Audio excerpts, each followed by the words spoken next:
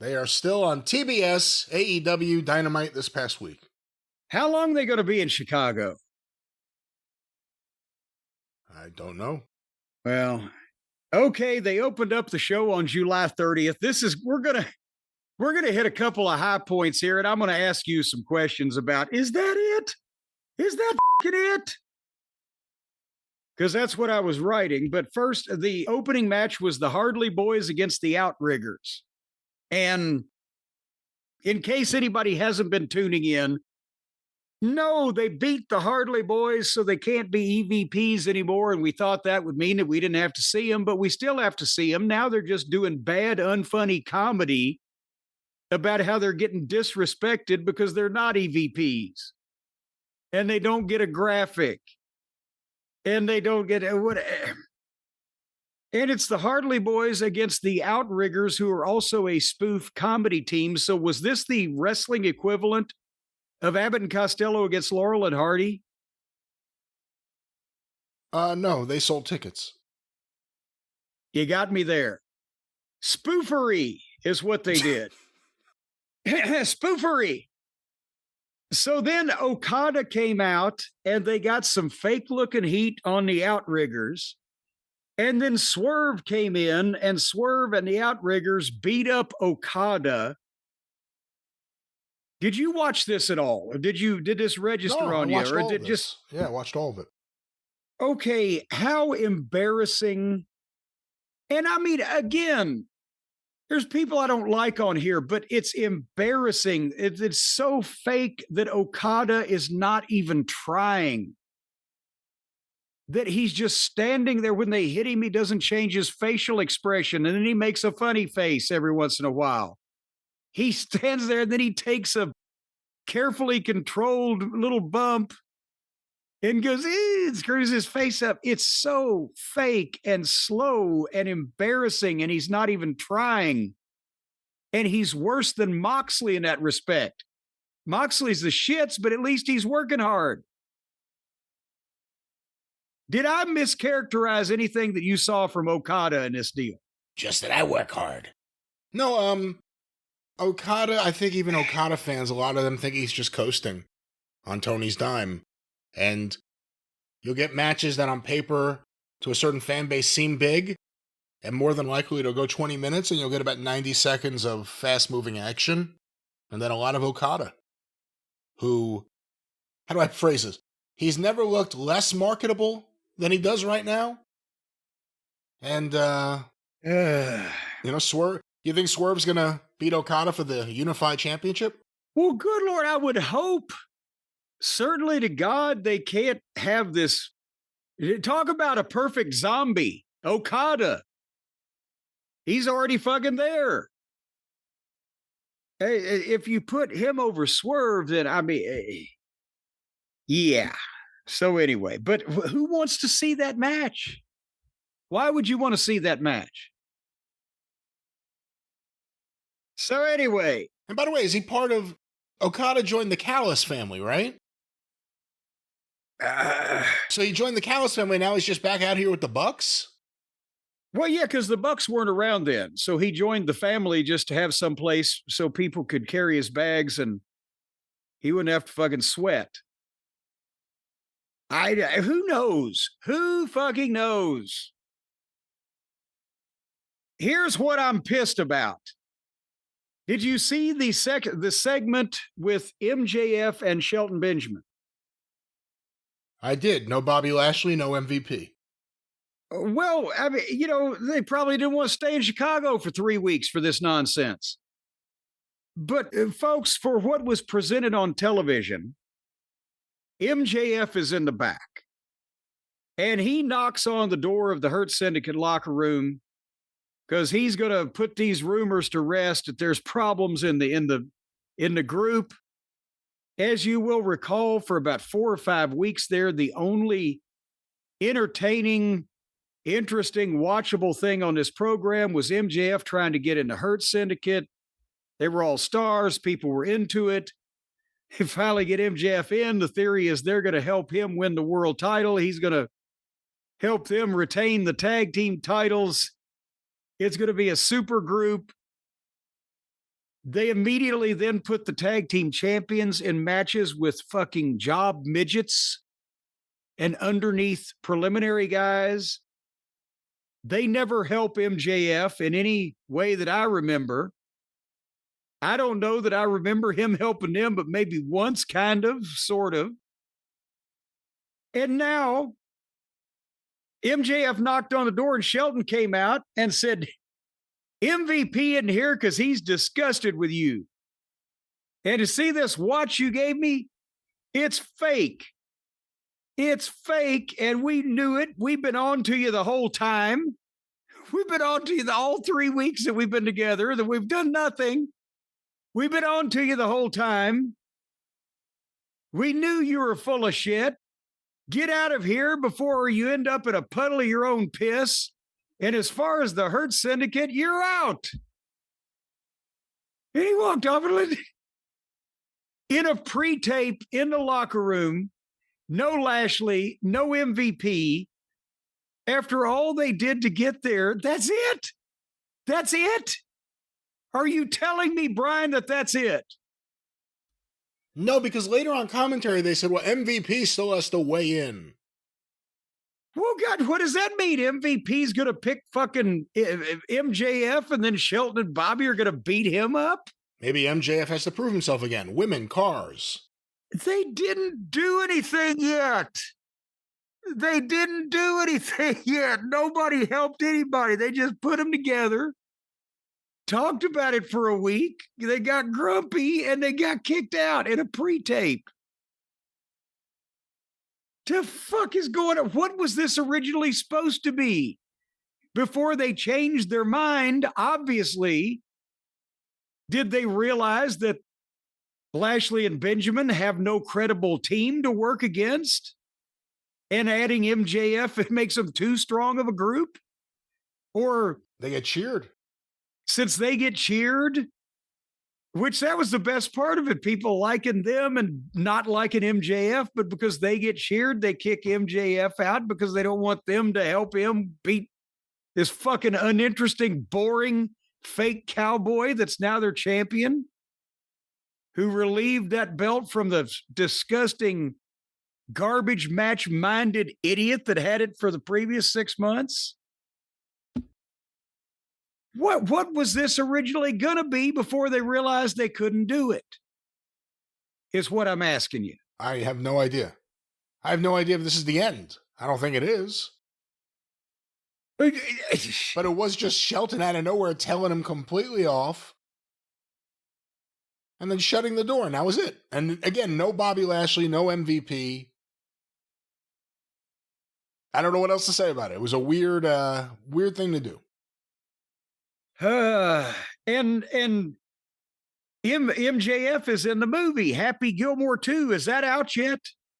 They Yes. said it was the biggest movie in the world. Did it outgross Queen of the Ring?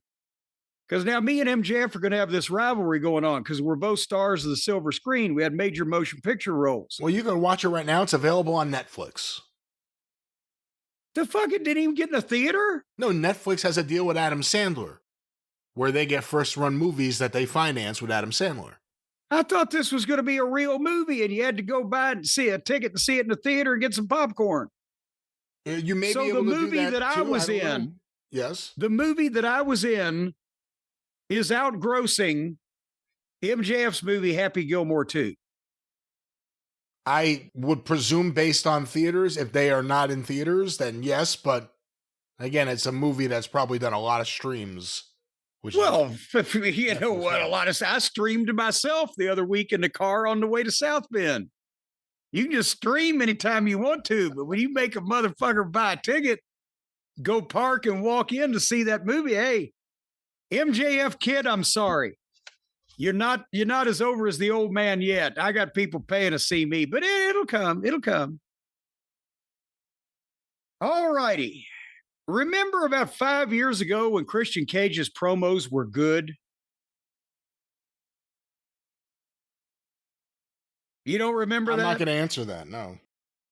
I No, don't. at I don't one- remember that exactly. I remember him having like a week where he had a good promo, and then he just did the same thing over and over. And you know, your mother's dead. Your Well, no, father's they were dead. way Everyone's before dead. that. Way before the dead mothers and the dead fathers and the dead people and the Grateful Dead. When they first started this show, when he first got on it, he was cutting a pretty good promo. Maybe it was just because he was more used to it and nobody else had ever been on television. But this is another turn I don't understand whose side I'm supposed to be on. This was the worst promo he's ever done, and I like the guy. But it was trying to be another one of those dramatic, introspective, flowery verbiage promos that attempts to be artsy and make these idiotic angles somehow make sense. And he was trying to do it, but at the same time, either he was being thrown off by a heckler that we couldn't hear, or he was doing that on purpose. For what reason, I don't know. He'd do it 5 times when he would stop talking and in a silent room that was mostly not reacting. Yeah, that's the thing He would suddenly stop and turn around. Hey, I'm conducting business here. Like people were hooting at him like he was Dominic Mysterio, but he did it 5 times. And I didn't hear any hooting. And am I lying? That's exactly how it came across. Because you're thinking, if I'm not hearing this, he could just keep talking. I wouldn't even know. But then he kept doing it. And it went on where the material is horrible. And he was reminding Edge of all the shitty things that he said about Edge. But Edge, you've done some shitty things too. And then he got distracted again. I'm conducting business here. But I'm like, what kind of babyface turn is this? Are we supposed to feel bad for him because this is so awkward? The patriarchy embarrassed him, but he's still acting like an ass, and he's admitting I'm an asshole. But he's not acting like an asshole like I'm your asshole to the fans. He's just being a prick to everybody. Fuck you, Edge. You've done shitty shit too. And the patriarchy, well, I told Mama Wayne, I've been in holes before, none as deep and gaping as last time with you. But I've always clawed my way out. On the double entendres, it's kind of supposed to work both ways, where it has 2 meanings. But that pretty much just specified that Mama Wayne, her pussy is the equivalent of the Holland Tunnel. There was no double meaning there. He was stumbling. I think it's almost because he was trying to explain this, but he didn't understand it. But again, Nick is going to have to go through him to be the face of AEW. But Christian, as I guess the new sympathetic babyface who we're supposed to get behind, reminded Nick that he's got 2 dead dads now. His real dad is dead, and he's disowned Nick and Pip, so you got 2 dead dads. It was a dud, is what it was. Before we get to the afterbirth, which of course has to happen. Oh, that was the best part. Contractually in AEW, but am I overstating this promo? I don't know what else, I don't know what happened here. Well, I have not been high on Christian Cage's promos for a while. I thought the whole thing was kind of lame. And then they set up the babyface turn. I'm not expecting him to go out there and just be babyface Christian right away. But this promo was way too long. He kept stopping it to yell at fantasy audience members. It was a small room and no one was making any noise. They were listening to him. And then he just did not make anyone want to cheer him. The whole thing we saw happen was the patriarchy turned on him after he was a dick to all of them. Yes. For multiple weeks. He got his comeuppance. And now he comes out here, no remorse whatsoever. And he gets his comeuppance again. Although this time, luckily there were different camera angles so you could see just how beautiful a scene this was. Oh, talk about the comeuppance. So he leaves the ring and he's walking up the ramp, and here comes Mama Wayne with her tickets prominently displayed. And then he sees her and she goes to slap him, but he blocks that. But then he realizes that somebody must be behind him. So he turns around and there's little Pip Sabian.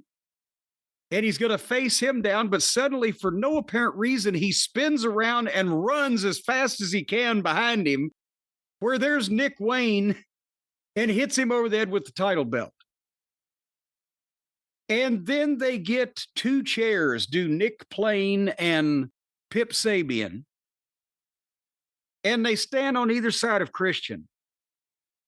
And he obviously cooperates with them to stand up in between them in the right place and bend over and get in the right position. And they go for a standing concerto, and they swing the chairs and they slam the chairs into each other, and they completely miss Christian Cage.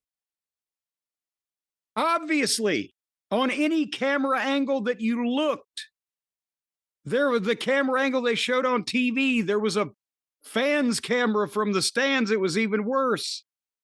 He crumbled. The fans at first went, oh, and then they realized, well, he missed him. And because they saw the miss 50 feet away, and down he goes, and they stand there. And again, some wise ass on Twitter was like, well, did you expect him to cave his head in? No, then just don't fucking do it. Don't do it if you can't do it, and you can't do it. They can't do it when the guy's on the ground. It looks like shit. Nobody can make it look good. But it at least you can't see through it like this one. I don't know how that anybody could have thought that this was something that two people needed to do on national television, that you couldn't see through this a mile away, Brian. I mean, it was very, very not good. Well, what made it worse was the fact that naturally, because it's 2025, someone was filming it in the crowd. Probably plenty of people were filming it in the crowd, but someone, I saw footage from right in front, almost by the ramp. Yeah. And it was just them like giving a high five with chairs while Christian fell down. Nowhere near it. That's the way the arena saw it. They actually did a better job on TV of hiding it, which they didn't hide well at all, than they did in the arena, where everyone just saw it was a clear miss. Well, that's what they thought. I can tell you from a production standpoint, they thought, okay, we'll shoot it from this way, and because of the perspective, you won't be able to tell. Well, the goofs didn't even do it as good as it could be done, or as close as it could be done, so that might have been the case, but no. None of that worked. All righty then. The AEW World title was on the line, Brian. We got a rematch of that classic from All In with Dick the Boozer and Hangnail Page, and nobody was allowed at ringside. Apparently that's because they decided to go the opposite direction from when they had 14 people run in on the last match. I mean, did anybody want to see this again? What was left for anybody to do to another human being after their last one? And nobody was hurt. Nobody sold anything. Nobody registered anything. Nothing was capable of beating anybody. So they go out and they do the same shit for about 25 more minutes. A break spot was Moxley pile driving Page on the metal stairs. And then we go to break, and it the same indie bullshit that they're known for. Then the referee gets bumped. And then here comes Wheeler and Claudio. But security stops them because they're not allowed at ringside. So behind security's back, Marina Schaefer comes out, gets the belt, slides it to Moxley. Page goes for the buckshot, but Moxley hits him in the head with the belt. Cover, 1, 2, kick out. Every fuck finish ever in the world can't stop Page. So then the referee sees Schaefer and kicks her out, but she won't go. So the 3 adult male security guards come up and are acting scared of this woman. Yes, she's got an MMA background. All 3 of you are also a foot taller, 75 pounds heavier, and you're goddamn security, and you're male. You fucking pussies. Nothing happened forever while this was going on. Then the heels finally, all the security got them all in a group and they took them all to the back so that Darby Allin could dive out of one of the box seats on all of them. They had to get in the right place.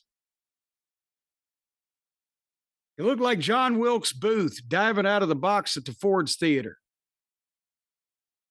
Then they went back to the match after a few minutes intermission there so everybody could catch their breath. Brian, have you noticed that now a show doesn't go by where they don't just break out into an extended fight involving people that are not even involved in the match that's allegedly supposed to be still happening? And suddenly, as soon as they stop fighting, the match starts right up again like nothing happened.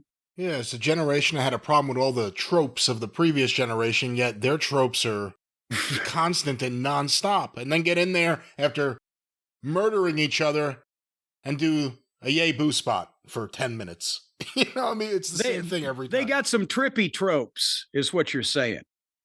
So they went back to the match. They went back and forth. Paige hit the dead eye to buckshot 1, 2, 3. 27 minutes altogether, bell to bell, of these two. Oh, Christ. Any thoughts before I continue? I did not really like the match. I'm not a fan of Jon Moxley's work. Everyone knows that.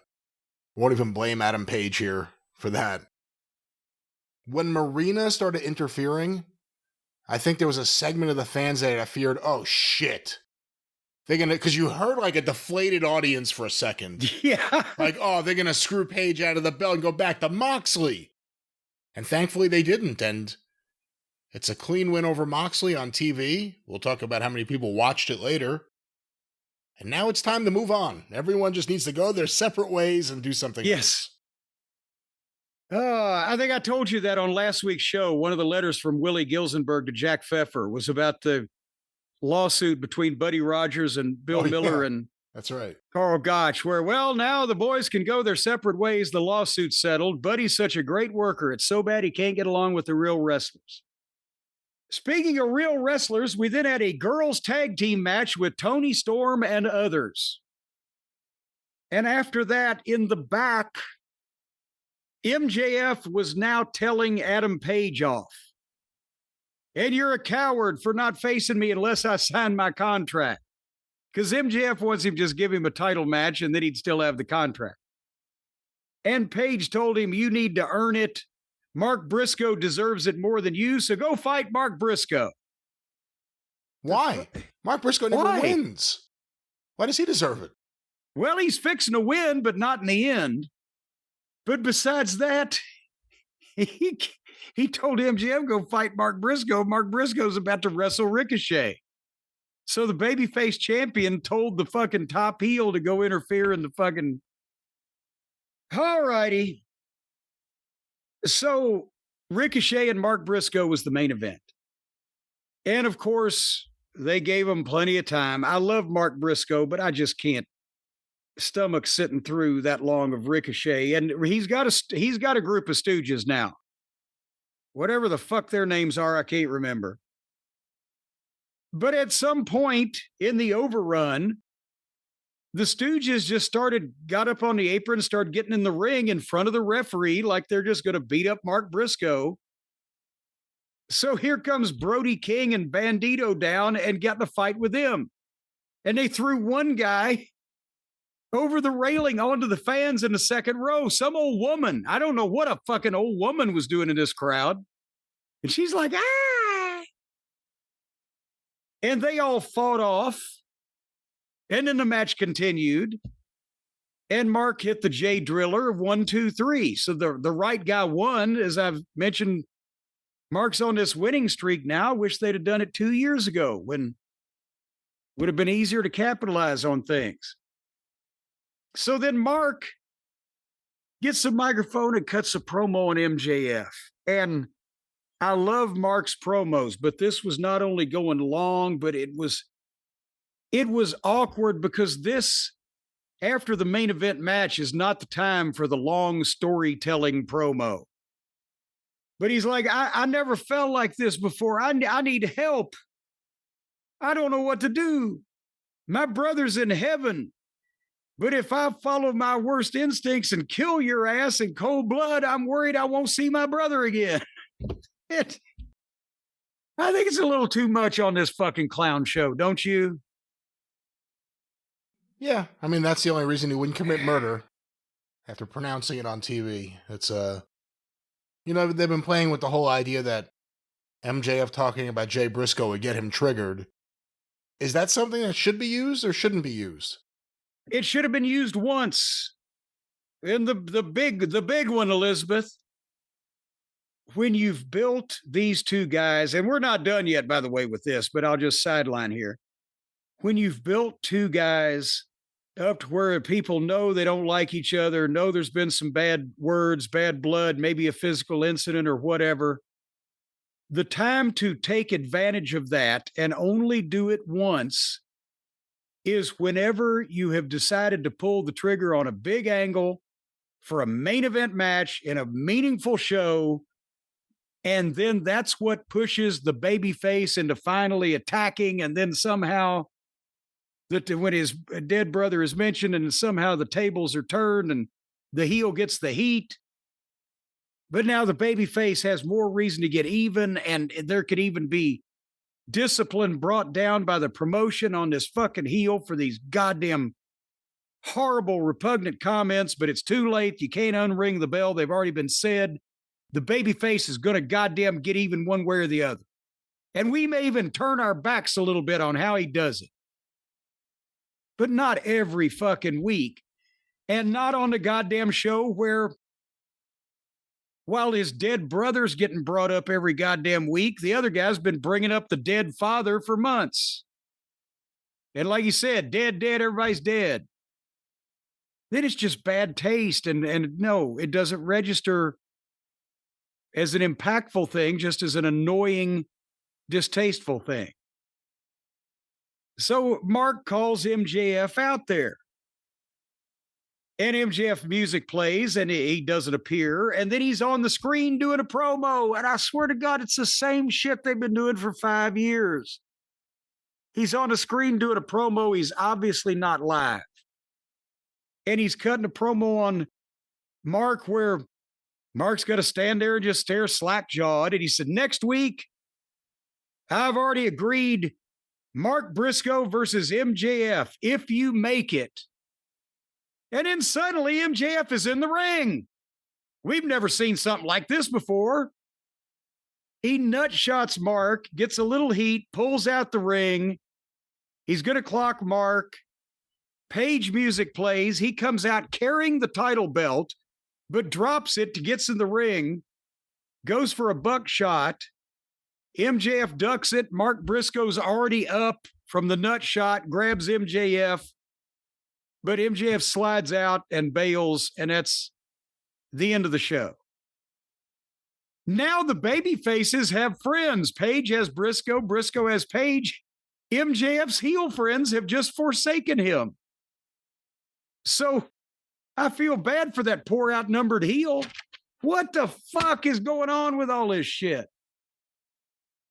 Hey, he really could have used the Hurt Syndicate, who are, of course, that popular babyface tag team doing the dirty work for Adam Copeland last week against FTR and Jet Speed. Jesus Christ. Wasn't much of a follow-up to all that. I can't explain it. I will say this. The show's been more interesting lately. If you can get around, sometimes the wrong match goes 25 minutes. You know, if you can get around that, there have been more interesting things and one thing flows right into another. But like you said, the principles behind the booking, the foundation, the psychology behind it is all off, it seems. Well, that was the program that they presented. And before we find out if anybody watched it, I'm just wondering what the counter programming will be this week on the Arcadian Vanguard Network. Another fine week of programming on the Arcadian Vanguard Podcast Network. I'm losing my voice, so I'm going a little slow. Get information about all the shows on Twitter at Superpodcast or on Facebook, facebook.com/Arcadian Vanguard. The wrestling news each and every day. Get your wrestling news for free with the morning wrestling newscast, thewrestlingnews.com, or wherever you find your favorite podcast. Both Stick to Wrestling with John McAdam and Shut Up and Wrestle with Brian R. Solomon had big Hulk Hogan retrospectives. Very different shows, too, over the past week, including one with Craig Peters and Bob Smith from PWI. Check them out. Shut Up and Wrestle, SUAWpod.com. Stick to Wrestling with John McAdam, McAdamPod.com. And, of course, the 605 Superpodcast, The Mothership! You see, my voice went out just like your little spring there. Go through the archive, 605pod.com, The Mothership. All right, Mr. Pfeffer, let's go through the ratings and see what happened on the fine AEW Dynamite program from Chicago's Unicorn Ballroom. All right, give me a moment here while I pull these up. These were kind of a day late. They finally Were they a dollar short? Well, we will find out shortly. AEW Dynamite, Wednesday, July 30th, 2025, from 8 to 10:13 p.m., on average, watched by 612,000 viewers. So they were right in the middle of the 630s and the 580s they've been doing. They can't, that's their pocket now, isn't it? 580 to 630, and they're right in the middle. Last week was 608. The 4-week average is 604. I thought they'd been doing better than that. Well, let's go to the quarterly hour breakdown. These were compiled by WrestleNomics. Quarter 1, 8 to 8:15 p.m. Adam Page and Jon Moxley's video, and the start of the Young Bucks versus the Outrunners with picture-in-picture, 684,000 viewers. Okay, and again, it's become the new normal. They're not starting with the big number anymore, so they don't fall as far, but they're starting with a smaller number. Well, that goes into quarter 2, 8:15, 8:30 p.m. Continuation of Young Bucks versus Outrunners, the post-match with Okada and Swerve, Mark Briscoe, Ricochet, and the Gates of Agony backstage angle, and an ad break, 649,000 viewers. So that's not as bad as normal at the drop of 35,000, simply because, as we said, they started low, but it's still, is that what they call the Cucamonga effect? I would assume now that the Bucks are safely out of the way that we might get a little increase. Well, you'll see, because the thing that you may or may not remember from your studies of the Cucamonga effect is that when you mix it with the Moxley effect, it's an interesting dynamic. But we go to quarter 3, 8:30 to 8:45 p.m. The MJF Shelton Benjamin backstage angle, the Christian Cage live promo, and the ramp angle with the matriarchy, which I guess is now what they're calling themselves. I didn't realize that. The matriarchy. 641,000 viewers. Well, only another 8,000. This isn't, again, as bad as normal with the attrition. We go to quarter 4, 8:45 to 9 p.m. An ad break. Stokely Hathaway and the FTR. Stokely Hathaway and FTR and the Young Bucks backstage angle. And the start of Adam Page versus Jon Moxley. 577,000 viewers. Low point in the key demo, 176,000.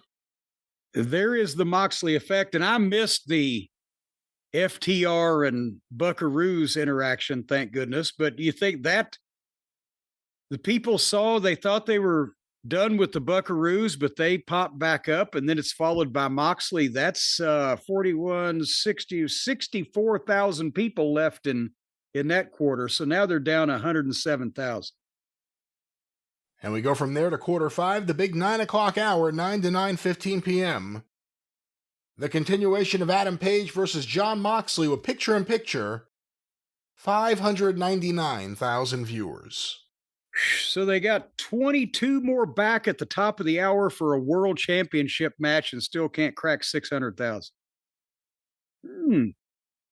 We go now to quarter 6, 9:15 to 9:30 p.m.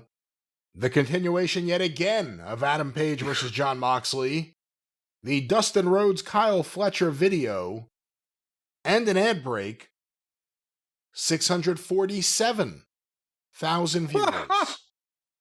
Now, wait, didn't they do that a couple of weeks ago where just out of the blue in the second hour, they hopped up At the a end. large chunk of viewers? That's right. Yeah. Did the gas station down the street close up at 9:12, or what can we attribute this aberration to? Hey, listen, it was 6:41, the segment before the Bucks FTR and the start of Moxley versus Page. And here at 6:47, I think it's a lot of people coming back. Is this match over yet? I got you. 3 segments. I mean, come on. Yeah. But we go now to 7:15, 9:30 to 9:45 p.m.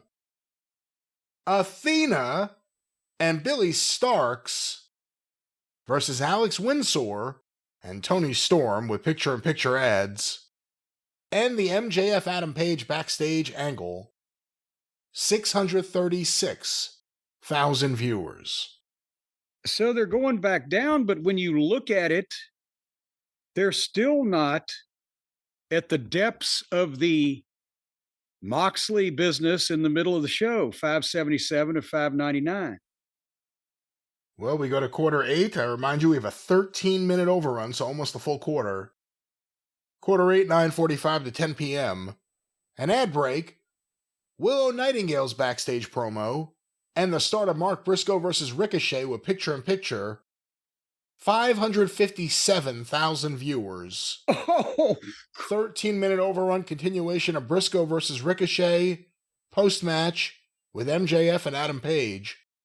503,000 viewers. oh, good Lord.